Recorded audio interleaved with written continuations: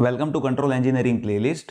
I, Professor Ritesh Dolakia, is going to explain you nature of roots in second order system in this video. So in this video, I'll explain you how characteristic of second order system will change with respect to change in the characteristic of roots of second order system. So let me show you basic transfer function of second order system. So here with second order system we have input, that is R of S, and here I'll be having second order system, and here we have output C of S, and standard second order system, that is omega n square divided by S square plus 2 zeta omega n S plus omega n square. So that is how standard second order system is there with us. And in this system, omega n, that is natural angular frequency. So we can say omega n, that is natural frequency, and zeta, that is damping constant, or one can say it is damping factor. Now in this system I'll explain you how transfer function is there. So transfer function of the system is ratio of output to input. So output is C of S divided by input is R of S, and that is this system, that is omega n square divided by S square plus 2 zeta omega n S plus omega n square. Now here our output, that will be based on transfer function and input, right? So here our agenda is to understand how system's characteristic will change with respect to roots. And here if you observe, this is standard second order system.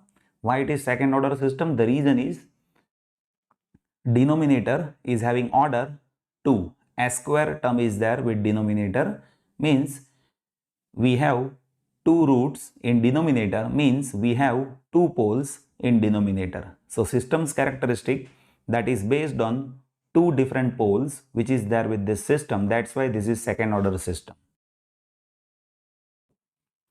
So system's characteristic, that is based on denominator's root, that is poles of this system. So here if you observe denominator equation, that is S square plus 2 zeta omega n S plus omega n square, and if I want to calculate roots, then that will be pole of this system, right? So there are two poles and we are deal with to identify what are those poles. So to identify poles, here you see S square plus 2 zeta omega n S plus omega n square, that is there with us. So if you do S square plus 2 zeta omega n S plus zeta square omega n square, right, then we need to subtract this zeta square omega n square even, and now we can say this is S plus zeta omega n whole square plus omega n square into 1 minus zeta square, and that is equals to 0. Now here for simplicity we will be further assuming this term, that is equals to omega d square. So let us consider omega n square into 1 minus zeta square, that is equals to omega d square.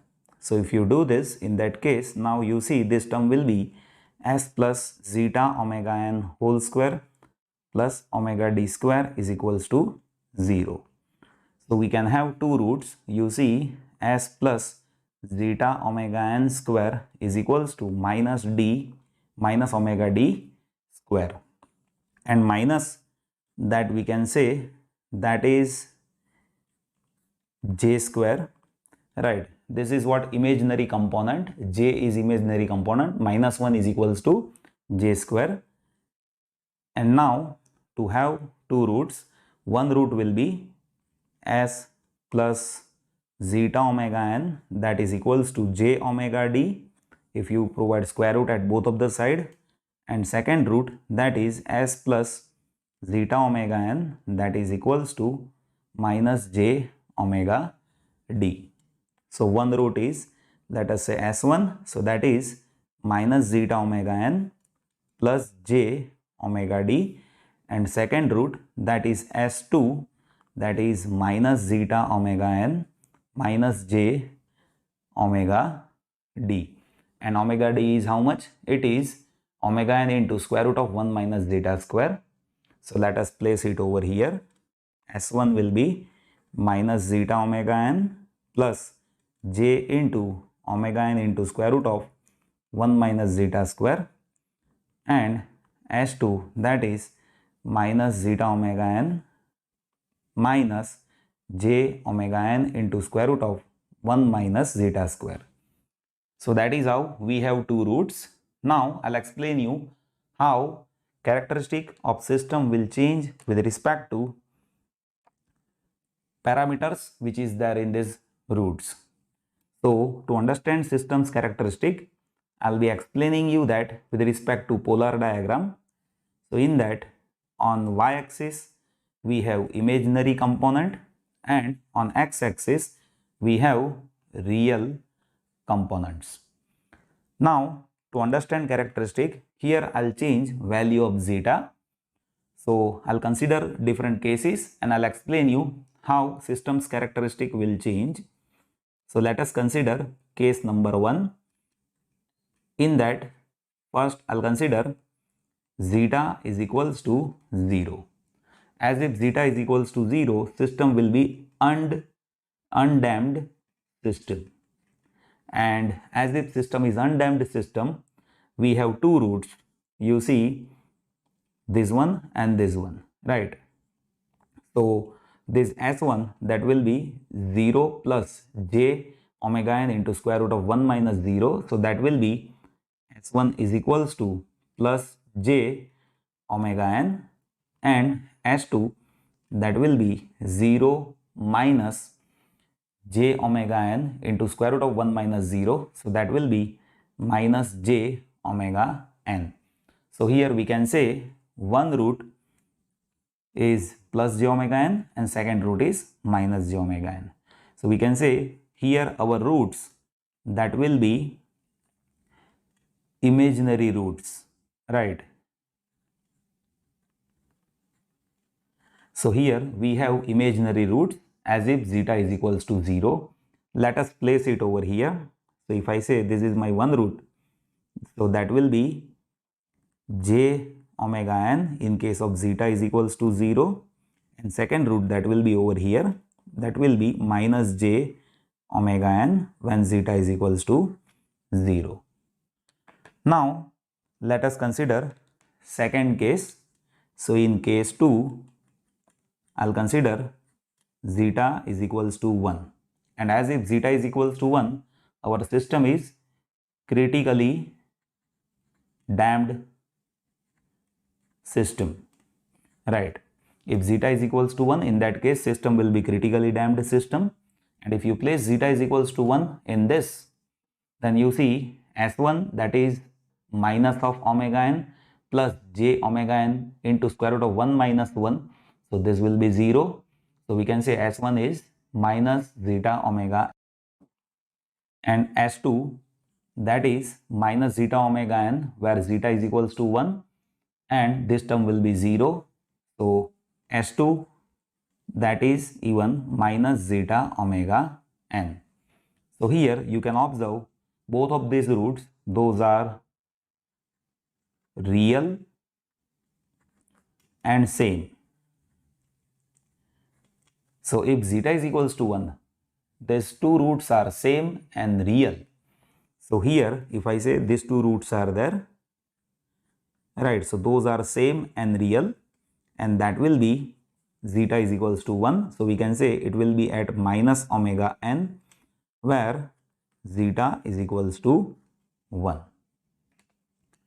Now I'll give you third case in which I'll consider underdamped system. So for underdamped system, zeta, that is there in between 0 to 1. So that is what? Underdamped system. So as if you consider underdamped system where zeta is there in between 0 to 1, in that case your two roots that will be minus in between 0 to 1 zeta plus j into omega n into square root of 1 minus zeta square, where zeta is there in between 0 to 1. So you will be finding S1 and S2 that will be complex conjugate to each other, right? So here S1 and S2 that will be complex conjugate root. So if zeta is there in between 0 to 1, then roots will be complex conjugate to each other. So you will be finding one root that is there somewhere over here, complex conjugate. Complex conjugate means what? Real component that will be same, but imaginary component that will be having same magnitude and opposite polarity.